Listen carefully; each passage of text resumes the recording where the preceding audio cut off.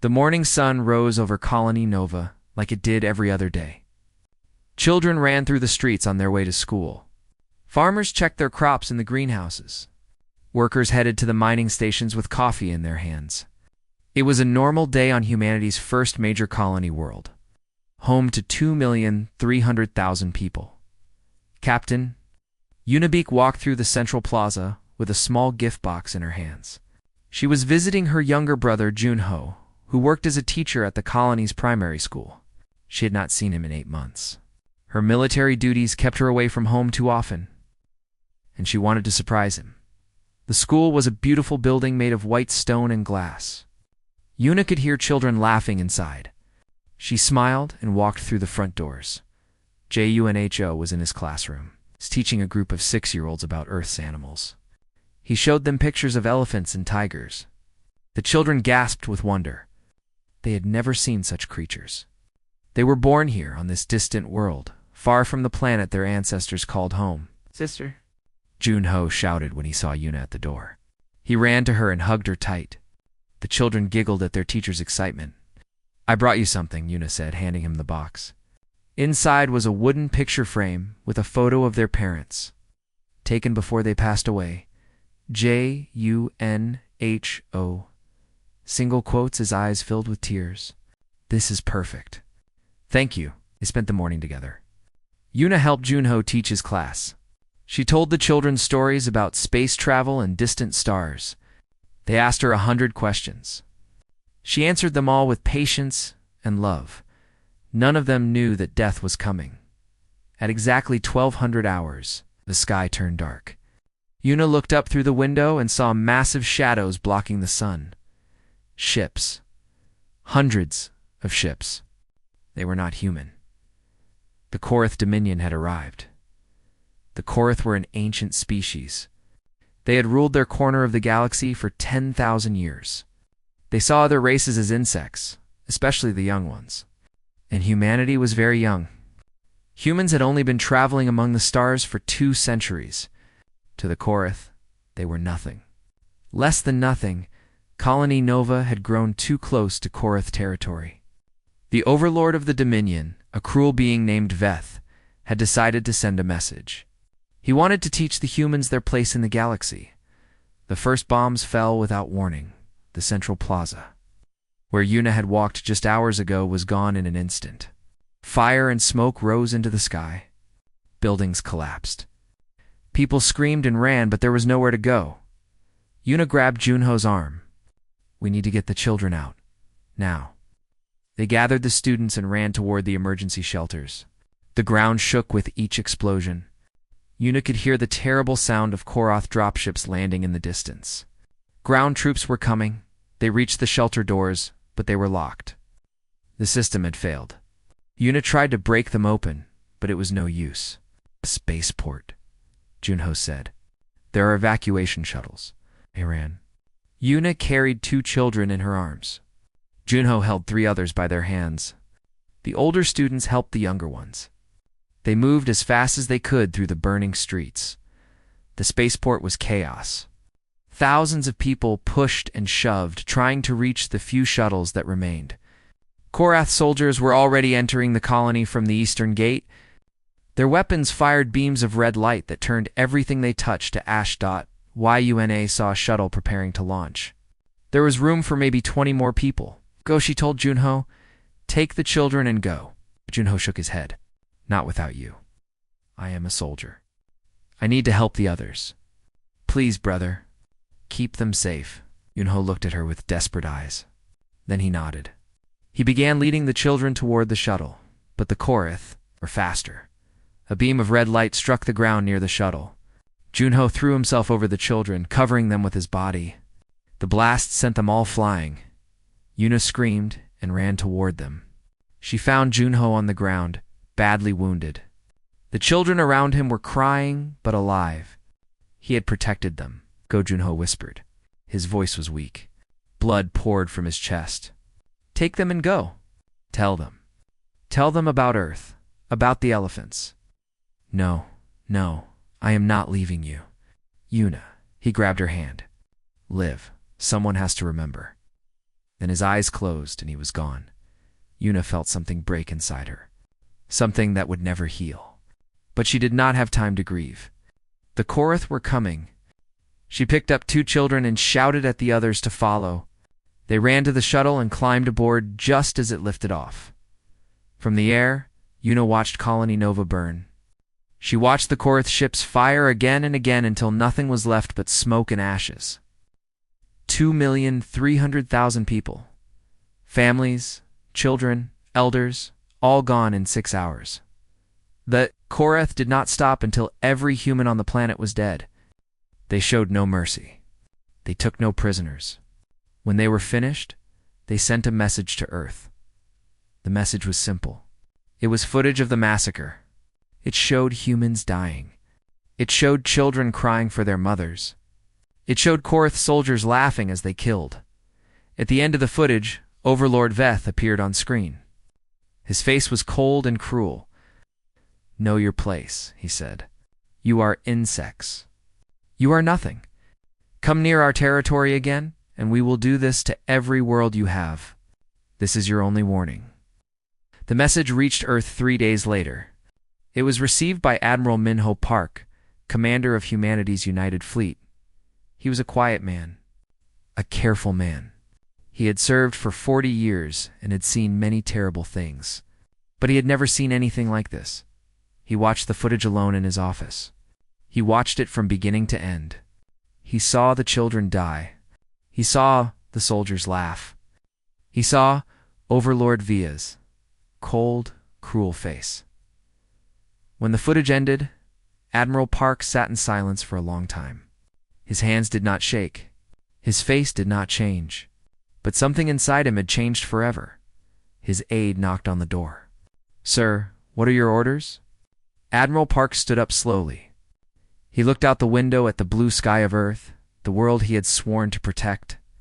"Wake them all," he said quietly.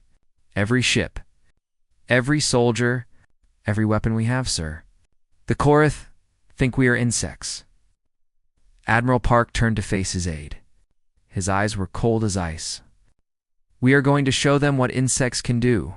Across the Earth, alarms began to sound. Humanity was going to war. The Galactic Council met on a space station at the center of known space. It was the largest structure ever built by living beings. More than 200 species sent their representatives here to discuss trade, borders, and peace. For 5,000 years, the Council had kept order in the galaxy. Dr. Soman Shah stood at the entrance of the Great Chamber and tried to control her anger. She was Earth's representative to the Council. She was a diplomat, trained to speak calmly and think clearly. But today, she wanted to scream. 2,300,000 of her people were dead, murdered, and she had to beg. These aliens for justice. The chamber was enormous. Hundreds of seats rose in circles around a central platform. Each seat held a representative from a different species. Some were tall and thin. Some were short and wide. Some had fur. Some had scales. Some had no bodies at all, just floating lights that spoke through machines. Dr. Salmon walked to the central platform. Every eye in the room turned to her. She was small compared to most of them. Humans were not an impressive species by galactic standards. They were soft. They were weak. They lived short lives. Most species did not take them seriously. "Honored members of the Council," Dr. Soman began, "I come before you to report a crime. The Korath Dominion has attacked our colony world without warning. They have killed 2,300,000 innocent people. They have murdered children. They have destroyed families. And they have sent us footage of this massacre as a warning." She played the footage on the chamber's main screen. The representatives watched in silence as Colony Nova burned. Some looked away. Some showed no reaction at all. When the footage ended, Dr. Salmon continued. "We ask the Council for justice. The Korath must answer for this crime. We demand punishment. We demand reparations for the families of the dead. And we demand that the Council condemn this attack." For a moment, no one spoke. Then a sound broke the silence. It was laughter. Ambassador Wren of the Korath stood in his seat. He was a large creature with gray skin and 4 arms. His mouth was full of sharp teeth, and his eyes showed nothing but contempt. Justice? Ren laughed again. You come here asking for justice? Your colony was in disputed territory. You were warned to stay away. You did not listen. What happened next was your own fault. Disputed territory? Dr. Summon's voice shook with rage. That world was 3 light years from your nearest outpost. There was no dispute. You simply wanted to kill us. And why not? Ren spread his forearms wide. You are humans. You are insects. You breed too fast. You spread too far. You needed to be reminded of your place. Be grateful we did not destroy your homeworld as well. The chamber erupted in whispers. Some species looked uncomfortable. Others nodded in agreement with Ren. Most simply watched with curiosity, waiting to see what would happen. High Arbiter Liss, the leader of the council, raised a tentacle for silence. Liss was ancient, older than most civilizations. The Arbiter's species had no gender and no name. They were simply the Arbiters, and they had led the council for millennia. This is a difficult matter, Liss said slowly. The council expresses regret for the loss of human life. However, territorial disputes fall outside our authority. The Korath Dominion is a sovereign power. We cannot interfere in their decisions. Cannot or will not? Dr. Soman asked. Liss did not answer. The Korath are valuable trading partners, another representative said. They provide rare minerals that many of our worlds depend on. We cannot afford to anger them, so you will do nothing, Dr. Soman said. It was not a question. We will offer you reparations, Liss said. Resource credits to help rebuild. And we will issue a statement of concern. But we cannot take action against the Korath Dominion.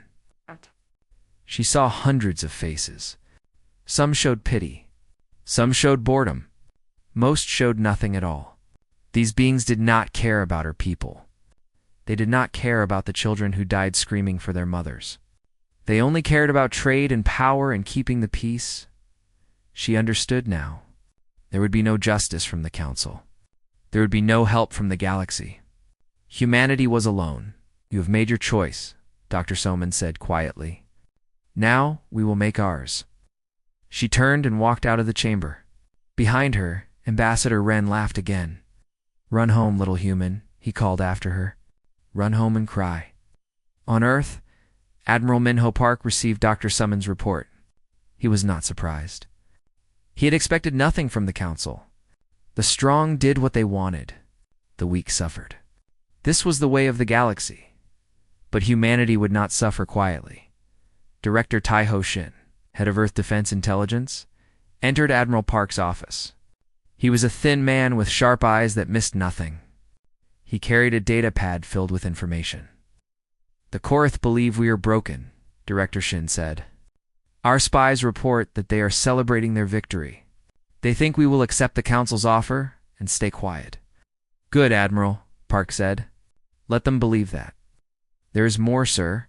The Korath have grown careless. Their homeworld defenses are minimal. They have not faced a real threat in centuries. They do not think anyone would dare attack them.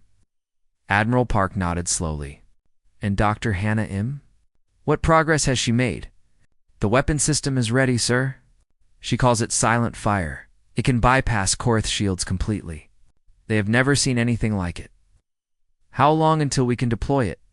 3 months if we push hard. Admiral Park stood and walked to the window. Outside, the sun was setting over the ocean. It was beautiful, peaceful. It was hard to believe that so much death waited among the stars. Begin the preparations, he said. Every ship, every soldier, every weapon. We move in 3 months. Yes, sir. What should we tell the public? Nothing. We go dark. No communications. No announcements. Let the galaxy think we are hiding in fear. Director Shin smiled. It was not a kind smile. They will never see us coming. No, Admiral Park agreed. They will not. That night, Earth's military began to wake. Ships that had been resting in hangars powered up their engines. Soldiers who had been training received new orders. Scientists worked through the night to finish their weapons, and across the galaxy, the Korath continued to laugh. They told stories about the weak humans who came begging for help. They joked about how easy it had been to kill them. They planned which human colony to attack next. They did not know that their death was already coming. They did not know that humanity had stopped asking for justice and started planning revenge in 3 months. The galaxy would learn an important lesson. Do not make humans angry. 3 months passed. The galaxy forgot about the humans. The Korath told everyone that humanity was broken. They said the humans were hiding on their little blue world, crying about their dead colony. Ambassador Wren gave speeches at the Galactic Council about how he had personally humiliated the human representative. He described the look of defeat in her eyes. The other species laughed politely and went back to their business. No one noticed that Earth had gone silent. No messages came from the human homeworld. No ships traveled to human ports. The humans had simply disappeared from galactic affairs. Most species assumed they were in mourning. Others thought they were too afraid to show their faces. A few wise beings wondered if the silence meant something else. But no one investigated they should have, deep beneath the surface of Earth's moon. Captain Unibeak strapped herself into a pilot's chair. Her hands moved across the controls with practiced ease. She had not slept more than 4 hours a night since the massacre. She did not need sleep. Hatred kept her awake. Every night she dreamed of her brother. She saw his face when he told her to live. She saw his eyes close for the last time. She heard the Korath soldiers laughing as they burned everything she loved. The dreams did not make her sad anymore. They made her sharp. Captain Beak, a voice came through her communicator. Report to Briefing Room 7. Una climbed out of her ship and walked through the underground base. The tunnels were full of soldiers and engineers, all working in silence. There were no conversations, no jokes, no laughter. Everyone knew why they were here. The briefing room was crowded with officers. Admiral Minho Park stood at the front, his face calm and cold as always. Director Tai Ho Shin stood beside him with a stack of datapads. Dr. Hannah Im was there too, the scientist who had created the weapon that would change everything. Sit down, Admiral Park said. Everyone obeyed. In 48 hours, we launch Operation Black Dawn. This is not a raid. This is not a warning shot. This is total war against the Korath Dominion. We will destroy their military completely. We will break their power forever. And we will show the galaxy what happens when you murder our people. He pressed a button, and a holographic map appeared in the air. It showed Korath space, hundreds of light years across. Red dots marked military targets. There were 17 of them. We will hit all 17 targets at the same time, Admiral Park continued. Shipyards, defense stations, weapons factories, fleet headquarters, and their homeworld Korath Prime. If any target survives, they could warn the others. We cannot allow that. Speed and surprise are everything. Rector Shin stepped forward. Our spies have mapped every Korath installation. We know their patrol routes. We know their shift changes. We know when their officers sleep. They have no idea we are coming. What about their shields? An officer asked. Korath shields are the strongest in the galaxy. Dr. Hannah Im smiled. It was the first smile anyone had seen from her in months. Not anymore. She showed them a diagram of her weapon system, Silent Fire. Korath shields work by detecting energy weapons and blocking them. But Silent Fire uses a combination of electromagnetic pulses and plasma charges. The EMP disables their shield generators. The plasma follows 1 second later.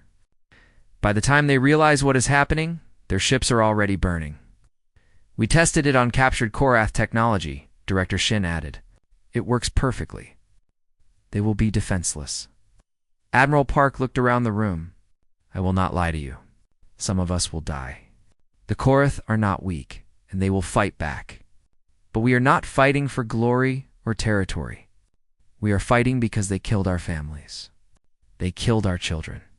They laughed while they did it, and the galaxy did nothing. His voice grew harder. Today, we stop asking for justice. Today, we take it. Every soldier in this fleet has lost someone to the Korath. Remember them, fight for them, and show no mercy to those who showed none to us." The room was silent. Then slowly, every officer stood and saluted in another part of the base. Sergeant Doan Kwan prepared his soldiers for ground assault. He was a large man with scars on his face and hands. Before the massacre, he had been a family man. He had a wife named Gina and 2 daughters named Yoonji and Mireille. They had lived on Colony Nova. Now, they were dead. And Doan had become something else. Something dangerous. His soldiers called themselves the Reapers. They were the best ground fighters humanity had. They trained every day until their bodies screamed for rest. Then they trained some more. They did not talk about their families. They did not talk about their feelings. They only talked about the mission. "We land on Korath Prime in 48 hours, Doan told them. "Our job is simple. Destroy every military target we find. Kill every soldier who fights back. But listen carefully. We do not touch civilians. We do not burn homes. We do not kill children. We are not like them. We are better." One young soldier raised his hand. "Sir, why?" "They killed our civilians. They killed our children. Why should we show mercy?" Doan looked at the young man for a long moment. "Because my daughters would be ashamed of me if I became a monster. Because winning means nothing if we lose our souls. And because, when this is over, I want the galaxy to know the truth. The Korath attacked innocent people. We attacked those who attacked us. There is a difference. Never forget it." The soldiers nodded. They understood. 1,200 warships gathered in the darkness of space, far from any planet or station. They flew without lights. They communicated without radio. They moved like ghosts through the void. On the observation deck of the flagship, Captain Unibeak stood alone. She looked out at the endless stars and thought about Junho. She remembered his smile, his laugh, the way he loved his students. "I am coming, brother," she whispered. "I will make them pay for what they did. And then maybe I can finally rest." Behind her, the fleet began to move. 1,200 ships carrying 200,000 soldiers, all moving toward a single purpose. The Korath had wanted to teach humanity a lesson about power. They were about to learn. The Korath commander of Orbital Station 9 was having a good day. He had just received news of his promotion. Soon he would return to the homeworld and live like a lord. Life was good when you belonged to the strongest species in the galaxy. He was thinking about what to buy with his new salary when his screen went dark. Then his station exploded. Across Korath space, 17 military targets died in the same instant. Human ships appeared from nowhere, fired their weapons, and watched as the mighty Korath defenses crumbled to dust. There was no warning, no chance to fight back. One moment the Korath controlled the sector, the next moment they were burning. Admiral Minho Park stood on the bridge of his flagship, the Earth's Fury. He watched the battle reports come in one after another. Target 1 destroyed. Target 4 destroyed. Target 11 destroyed. His face showed no emotion. This was not a time for celebration. This was work. "All targets are down except Korath Prime," his tactical officer reported. "We lost 12 ships. Enemy losses are complete at all secondary targets. Move the main fleet to Korath Prime," Admiral Park ordered. "Begin Phase 2. The human fleet gathered above the Korath homeworld like a storm cloud. Below them, the planet was beautiful in its way.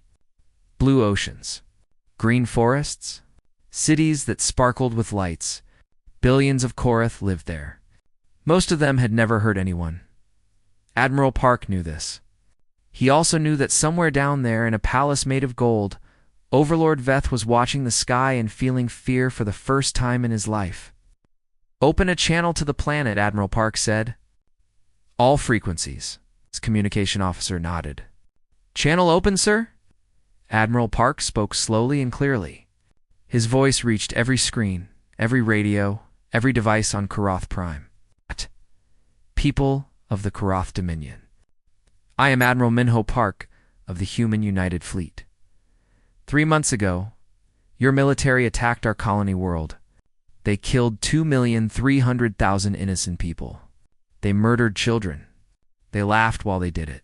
Your overlord sent us footage of this massacre and told us to know our place. They paused. On the planet below, billions of Korath were listening in shock. We know our place now. We are the species that your leaders should never have touched. We are the species that does not forgive. We are the species that does not forget. And we have come to deliver justice. Your military is already destroyed. Your shipyards are burning. Your defense stations are gone. We are now going to destroy every military target on your homeworld. Your fleet headquarters. Your weapons factories. Your command centers. Everything your military needs to make war. Right. But hear me clearly. We are not like you. We do not kill civilians. We do not murder children. Stay in your homes. Stay away from military areas. And you will live to see tomorrow. He ended the transmission. Captain Unibeak led the first assault group toward the planet's largest military shipyard. Her squadron of 40 ships dove through the atmosphere like falling stars. The Korath ground defenses tried to shoot them down, but silent fire had already disabled their targeting systems. Remember Colony Nova? Una said to her pilots. Remember what they did? Now show them what we can do. Her ships opened fire. The shipyard, which had built warships for 3,000 years, was destroyed in 7 minutes.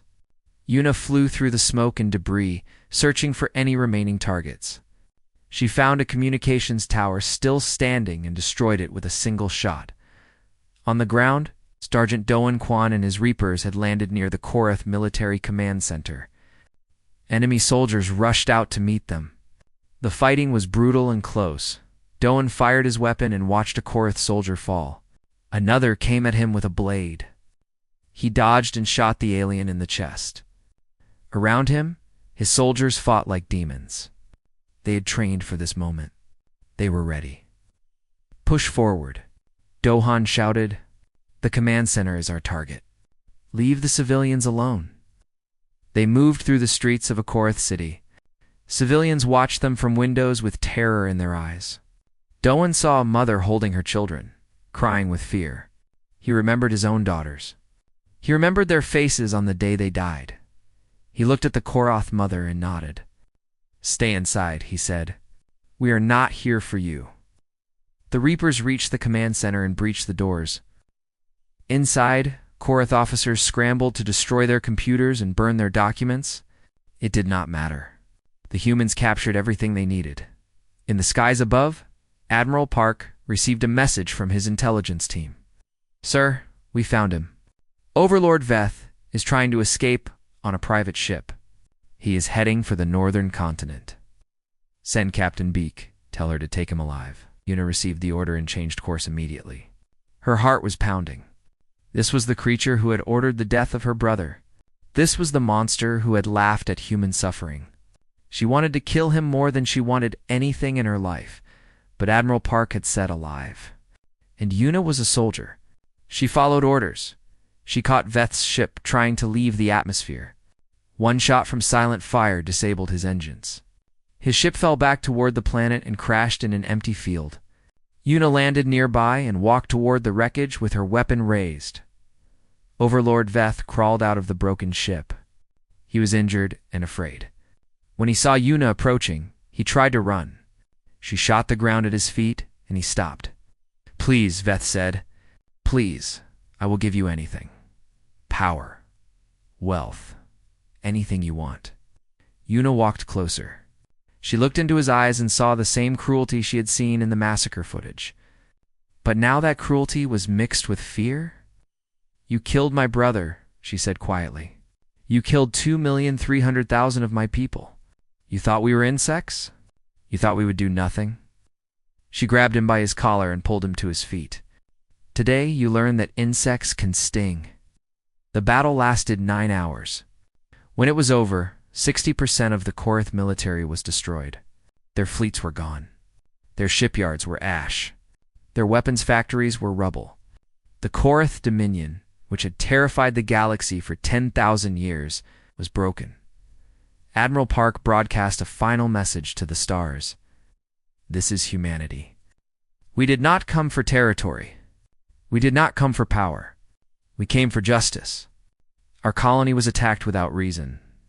Our people were murdered without mercy. So we have answered in kind. Let every species hear this warning. We do not start wars, but we finish them. Touch our people again, and this will be your future too. Then he ordered his fleet to return home. Behind them, Korath Prime burned under a dark sky. The Galactic Council chamber had never been so quiet. 200 species sat in their seats and stared at the central platform.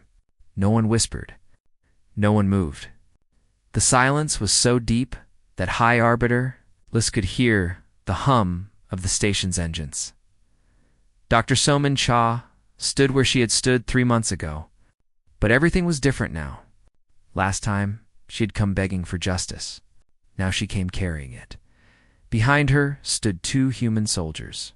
Between them, in chains made of the strongest metal in the galaxy, was Overlord Veth, the ruler of the Korath Dominion, the butcher of Colony Nova, the fool who had thought humans were insects.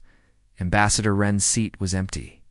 He had been on a military station when the human fleet arrived. That station no longer existed. Neither did he. Honored members of the council, Dr. Soman said. Her voice was calm and clear. 3 months ago, I came to this chamber and asked for justice. I showed you footage of 2,300,000 of my people being murdered. I asked you to condemn the attackers. I asked you to help us. She paused and looked around the chamber. You refused. You told me it was not your problem. You told me to accept payment for our dead and move on. You laughed at us. No one spoke. No one dared. So we took justice for ourselves. Dr. Soman pressed a button, and a holographic display appeared. It showed the destruction of the Korath military, burning shipyards, shattered defense stations, broken fleets drifting in space. In 9 hours, we destroyed 60% of the Korath Dominion's war capability. Their military will take centuries to rebuild. They will never threaten anyone again. She pointed at Overlord Veth. This is the creature who ordered the massacre of Colony Nova. We found recordings in his command center. Recordings of him laughing as our children died. Recordings of him giving orders to kill every human on the planet, including those who surrendered. She played the recordings. The chamber listened in horror as Veth's voice filled the room. They heard him joke about human screams. They heard him order his soldiers to kill the wounded. They heard him say that humans were not really alive, so killing them was not really murder. When the recordings ended, Veth was shaking. He knew what was coming. We could have killed him, Dr. Soman said. We wanted to kill him. But we brought him here instead.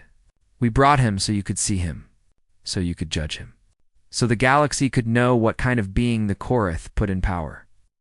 She turned to face the council directly. We are not asking for your approval. We do not need it. We came here to deliver a message. Humanity is done being underestimated. We are done being laughed at. We are done accepting the death of our people as the price of peace. From this day forward, any species that attacks our civilians will receive the same answer the Korath received. We do not care how powerful you are. We do not care how old your empire is. Touch our children, and we will burn your worlds. High Arbiter Liss finally found the courage to speak. You have destroyed a major galactic power without council authorization. This is unprecedented. This is dangerous. Yes, Dr. Soman agreed. It is, and it will happen again if anyone else decides to slaughter innocent humans. You had a chance to prevent this. You chose to look away. Do not blame us for the consequences. The chamber erupted in whispers. Some species looked at the humans with fear. Others looked with respect. A few looked with something like admiration. Observer Male of the Thrall Union stood up. He was an old being, wise and careful. He had watched the Korath grow cruel over the centuries. He had said nothing because he was afraid, but he was not afraid anymore. I propose a motion, Male said. I propose that humanity be recognized as a Tier 1 protected species under galactic law. Any attack on human civilians will be considered an act of war against the Council itself. The chamber went silent again. This is absurd, a Korath representative stammered. He was one of the few who remained. They attacked us. They should be punished, not rewarded. They attacked your military, Male replied calmly. They did not bomb your cities. They did not kill your children. They did not murder your civilians. They showed more mercy than you showed them. Perhaps you should be grateful they stopped when they did. The vote was held immediately. 173 species voted in favor. 22 voted against. 5 did not vote at all. Humanity was now protected by Galactic. Law Dr. Soman bowed to the council and walked out with her soldiers. Overlord Veth was left behind, still in chains. His fate would be decided by others.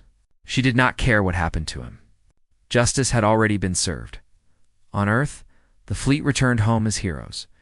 Crowds gathered at spaceports to welcome the soldiers. Flags waved. Songs were sung. For the first time since Colony Nova, humanity felt proud, but not everyone celebrated. Captain Unibeak stood alone at the memorial wall in Seoul. The wall was made of black stone, polished smooth as glass. On it were carved the names of 2,300,000 people. Every name, every person, every child. Yuna found her brother's name near the middle. She touched the carved letters with her fingers. They were cold. I did what you asked, she whispered. I lived. I remembered, and I made them pay. She stood there for a long time. The sun set behind her, painting the sky in shades of red and gold. When darkness finally came, she allowed herself to cry. In his office, Admiral Minho Park wrote his final report. He described the battle in detail. He listed the ships lost, the soldiers killed, the targets destroyed. When he finished, he added a personal note at the end. We did not want to become this. Humanity dreamed of exploring the stars in peace. We wanted to make friends, not enemies. We wanted to learn, not destroy. But the galaxy taught us a different lesson. It taught us that the weak are killed and forgotten. That peace is only for the strong, so we became strong. We became something that cannot be ignored. And we did it not because we wanted power, but because we wanted to protect our children. I hope we never have to do this again. But I know we will if we must. He signed his name and closed the file. Then he looked out the window at the night sky. It's full of distant stars. Somewhere out there, civilizations were talking about what had happened. Stories were being told. Warnings were being given.